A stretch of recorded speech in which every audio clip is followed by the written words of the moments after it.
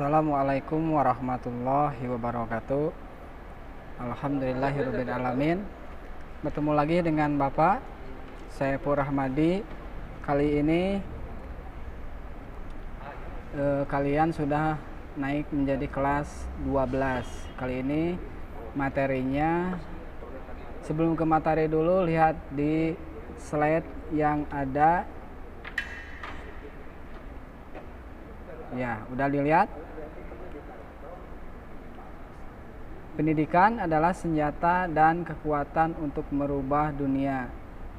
Jadi karena pentingnya pendidikan, maka pendidikan diibaratkan senjata. Bahkan di agama juga pendidikan itu kan, ataupun ilmu itu diibaratkan sebagai cahaya. Al ilmu nurun. Ilmu ataupun pendidikan akan membawakan cahaya, akan membawakan kebaikan bagi siapa saja yang mempunyai ilmunya. Apakah kalian sudah siap untuk belajar PPKN untuk pertemuan kali ini? Kalau sudah siap, acungkan tangannya. Ya, seperti itu, acungkan tangannya. Ya, Bapak udah lihat.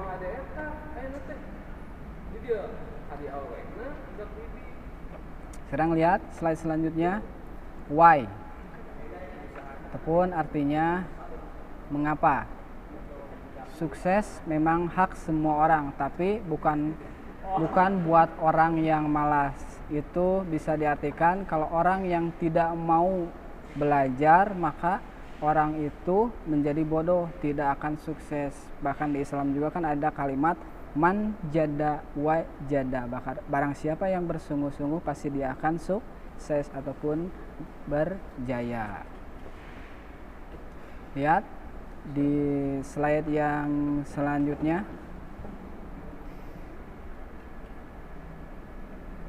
Kita langsung masuk ke bab 1. Bab 1 judulnya adalah nilai-nilai Pancasila terkait dalam kasus-kasus pelanggaran hak dan pengingkaran kewajiban warga negara. Ya. Kalau kalian nanti belum paham ataupun tugasnya bagaimana cara menyelesaikannya atau mengisinya, nanti bisa hubungi nomor WA Bapak itu, nomor WA-nya udah kalian lihat. Ya, kita lanjutkan ke slide selanjutnya. Kompetensi inti dan kompetensi dasar yang akan diajarkan di kelas 12 ini adalah sebagai berikut. Ada 4 kompetensi inti dan ada 4 KD yang harus dimiliki ataupun diselesaikan di kelas 12 ini. Kita langsung ke KD yang pertama, menghayati perbedaan sebagai anugerah Tuhan Yang Maha Esa dalam rangka menghindari pelanggaran hak dan pengingkaran kewajiban warga negara dalam kehidupan berbangsa dan bernegara. KD 2.1 proaktif menghindari pelanggaran hak dan pengingkaran kewajiban warga negara dalam kehidupan berbangsa dan bernegara. KD 3.1 baru kalian disuruh untuk bisa menganalisis nilai-nilai Pancasila terkait dengan kasus pelanggaran hak dan pengingkaran kewajiban warga negara dalam kehidupan berbangsa dan bernegara.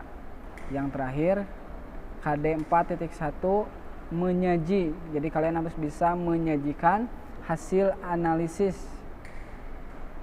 tentang nilai-nilai Pancasila terkait dengan kasus-kasus pelanggaran hak dan pengingkaran kewajiban warga negara dalam kehidupan berbangsa dan bernegara. Jadi untuk PPKN ini masih berkaitan dari materi selanjutnya ataupun dari tingkatan yang sebelumnya, yang 10, yang 11 dan yang 12.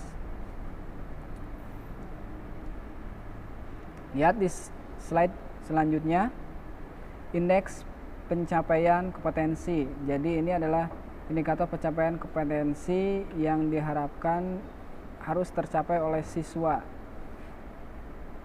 Ada 2 indeks pencapaian kompetensi. Yang pertama adalah menganalisis kasus pelanggaran hak dan pengingkaran kewajiban warga negara. Nanti kalian di materi biasanya harus menganalisis ada apa aja pelanggaran-pelanggaran hak dan pengingkaran kewajibannya beserta contohnya.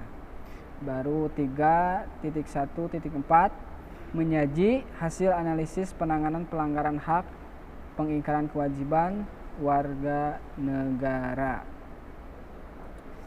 Tujuan pembelajaran. Jadi tujuan pembelajaran di materi ini adalah ada 2. Yang pertama, menganalisis kasus pelanggaran hak dan pengingkaran kewajiban dengan sikap disiplin, kerjasama, dan tanggung jawab. Jadi ada hasilnya, yaitu kalian harus mempunyai sikap. Jadi nilai sikap yaitu disiplin, kerjasama, dan tanggung jawab. Yang kedua, menyaji hasil analisis penanganan pelanggaran hak dan pengingkaran kewajiban warga negara secara benar dengan sikap disiplin, kerjasama, dan tanggung jawab. Itu tujuan dari pembelajaran untuk materi yang pertama ataupun bab 1. Lihat di slide selanjutnya, di sini ada macam-macam gambar. Bisa dilihat. Ini adalah salah satu gambar pelanggaran hak. Bisa termasuk kepada pelanggaran hak asasi manusia. Gambarnya ada satu gambar yang sudah kalian lihat. Yang pertama, gambarnya adalah seorang anak kecil yang lagi disiksa ataupun yang lagi ditertiban. Ini adalah salah satu pelanggaran hak, karena sebenarnya setiap warga negara mempunyai hak dan persamaan yang sama di depan hukum ataupun pemerintahan. Jadi ini salah satu pelanggaran haknya. Gambar yang kedua, lihat ada kebakaran, kericuhan, jadi kerumunan massa yang terjadi karena ketidaksesuaian terhadap salah satu keputusan pemerintah biasanya. Makanya ada massa, pengumpulan massa, terus di sana adanya kericuhan. Dan ini masuknya kepada pelanggaran hak. Karena salah satu poin untuk bisa kita berorasi ataupun untuk menyampaikan aspirasi secara lisan ataupun secara tulisan, secara terbuka, kan itu harus ada aturannya. Jangan melanggar aturan yang lainnya. Di gambar yang selanjutnya, lihat.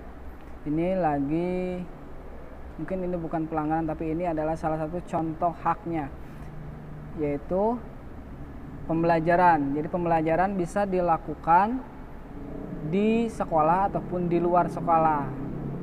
Kalaupun ini salah satu gambar pelanggaran HAM, mungkin ini salah satu pelanggaran yang sering terjadi di lingkungan sekolah.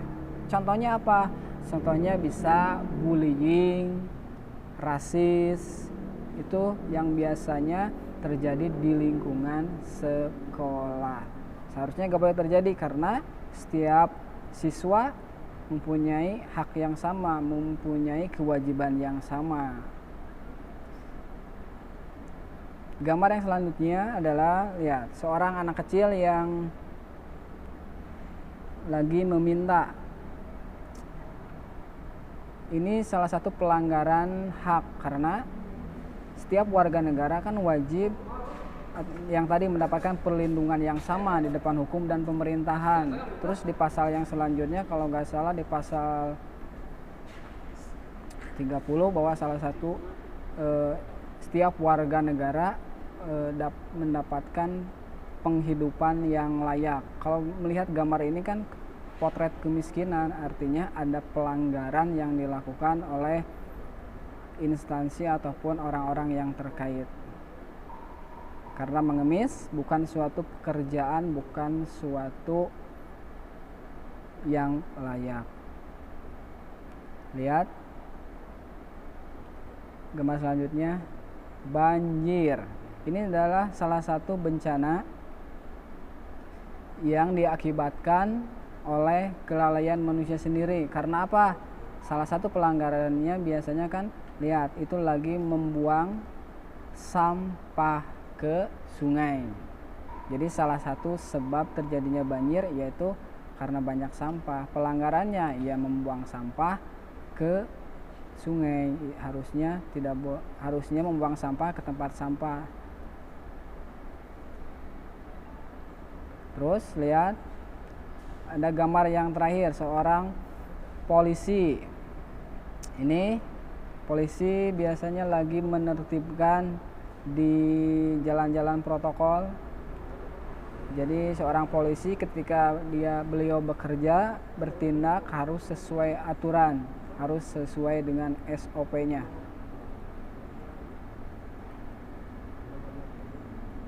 Kasus-kasus pelanggaran HAM. Jadi gambar-gambar yang ada di slide ini adalah salah satu contoh kasus-kasus pelanggaran HAM yang sering terjadi di lingkungan sekitar kita.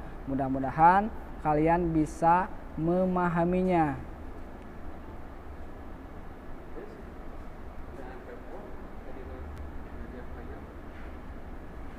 Lihat, ini adalah slide selanjutnya ataupun slide terakhir di pertemuan kali ini. Pertemuan kali ini masih menggunakan daring, baik itu istilahnya mau PJJ, BDR, PJJ pembelajaran jarak jauh, BDR belajar dari rumah, ataupun pembelajaran secara online. Untuk pertemuan minggu depan, kalian bisa menyimak ataupun menonton video film pendek mengenai pelanggaran hak asasi manusia. Ya, karena pembahasannya adalah terkait tentang kasus-kasus pelanggaran yang terjadi di Indonesia. Mungkin untuk pertemuan kali ini sekian. Bapak ucapkan terima kasih atas atensinya. Assalamualaikum warahmatullahi wabarakatuh.